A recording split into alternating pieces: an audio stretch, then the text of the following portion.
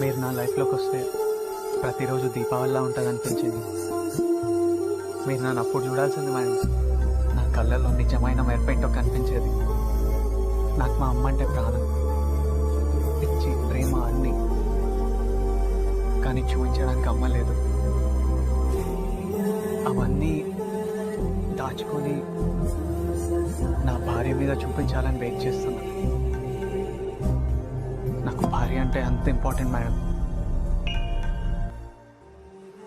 కానీ ఎందుకో నాకు తెలీదు, మీలో నాకు మా అమ్మ కనిపించట్లేదండి. మేడం, మీకు భర్త అనేది అలంకారమో అవసరమో కావచ్చు, కానీ నాకు భార్య అంటే సర్వస్వం.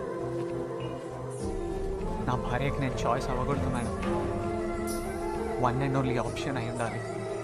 నా భార్య నా కోసమే పుట్టాలి, నా కోసమే రెడీ అవ్వాలి. నేను తప్పితే ఈ ప్రపంచంలో వేరే పని ఉండకూడదని నా పిచ్చి మేడం.